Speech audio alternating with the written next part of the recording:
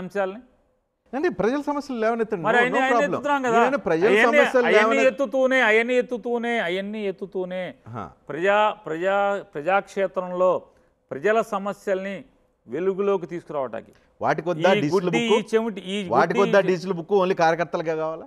Diesel book ప్రజలు ఏమనుకునే సమస్యలు ఏవైతే ఉన్నాయో మీరు మా దృష్టికి తీసుకురావాలంటే పలానా యాప్లోకి తీసుకెళ్ళి మా సమస్యలు మా దృష్టికి తీసుకెళ్ళండి, మీ ప్రభుత్వం పోరాడి కష్టపడి ఇంకోటి చేసి మీ ఆ సమస్యలు పరిష్కారం అయ్యేలాగా చేస్తామని చెప్పి దానికోసం పాజిటివ్ కోసం బుక్ పెట్టవచ్చు కదా, నెగిటివ్ కోసం బుక్ ఎందుకు?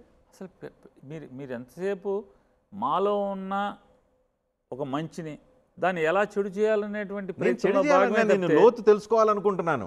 మీరు లోతు తెలుసుకునే మీ దగ్గర ఉన్న లోతు తెలుసుకుందాం అనుకుంటున్నా. నా దగ్గర ఉన్న లోతు తెలుసుకోవాలంటే మీరు ఒక్కసారి మీ డైలీ లైబ్రరీలో ఒక్కసారి చూసి జగన్మోహన్ రెడ్డి గారు ఈ రాష్ట్రంలో ఎన్ని సమస్యల మీద ఇప్పుడు దాకా పోరాటం చేశాడు.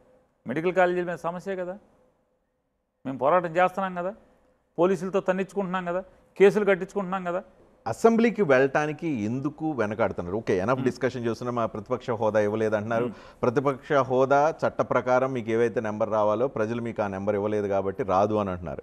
ఇప్పుడు ఒక పక్కన మండల్లో జరుగుతుంది. మండల్ వైఎస్ఆర్ కాంగ్రెస్ పార్టీ ప్రభుత్వాన్ని నిలదీస్తుంది, ఎఫెక్టివ్ అక్కడ వర్క్ కనిపిస్తుంది. సో ఈ ప్రజాస్వామ్యంలో అదే కదా, ప్రతిపక్షం అధికార పక్షాన్ని నిలదీయాలి, సమస్యలు పరిష్కరించాలి, ప్రజలు తద్వారా ప్రజలు లబ్ధి పొందాలి. ఇది ఓవరాల్ కాన్సెప్ట్. మీరు ఒక్కళ్ళు ఉండొచ్చు, 10 మంది ఉండొచ్చు, 50 మంది ఉండొచ్చు, ఎంతమంది ఉండొచ్చు, ఆ స్పిరిట్ ఎందుకు పోయింది? ఆ పోరాట స్ఫూర్తి అసెంబ్లీలో ఎందుకు మిస్ అవుతుంది?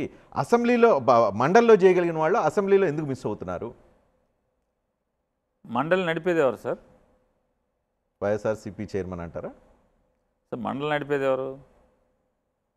ఆ సభాధ్యక్షుడు హోదా మండలి చైర్మన్. మండలి చైర్మన్ ప్రస్తుతం న్యూట్రల్గా ఉన్నటువంటి ఒక చైర్మన్, అసెంబ్లీ నడుపుతున్న వ్యక్తి ఎవరు? మాకు అవకాశాలు ఉంటాయా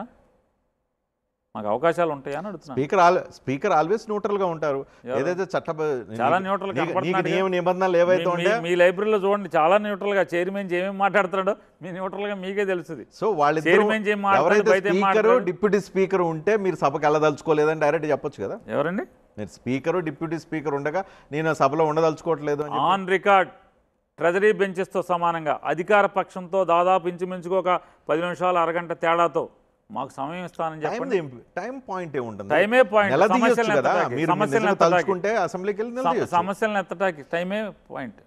సమస్యలను ఎత్తటానికి అసెంబ్లీలో మైకే ప్రధానం. ఆ ఉన్న కొంచెం అవకాశాన్ని కూడా వినియోగించుకోకపోవడం వల్ల ప్రజలకు నష్టం జరుగుతుంది. మీరు ప్రజలు ప్రతిపక్ష పార్టీ ఎందుకు గుర్తించలేదు? ఇవాళ బాలకృష్ణ చూసాం నిన్న కాక మొన్న. ఆ రకంగా మాట్లాడుతుంటే ఇక సభలో సమస్యలు ఏముంటాయి? వాళ్ళు మేము తిట్టుకోవడం తప్పితే మాకున్న కొద్ది టైమే ఆడి తిడతామంటే, లేకపోతే మేము లేచి ఇట్లా మాట్లాడంగానే కూర్చోండి మంత్రి గారు లేచి నాకు బూతులు తిడతాడు. మళ్ళీ ఏం చేయాలి? మేము మళ్ళీ ఏదో అంటే మాకు మైక్ ఎవరు? ఇదే కదా జరిగేది.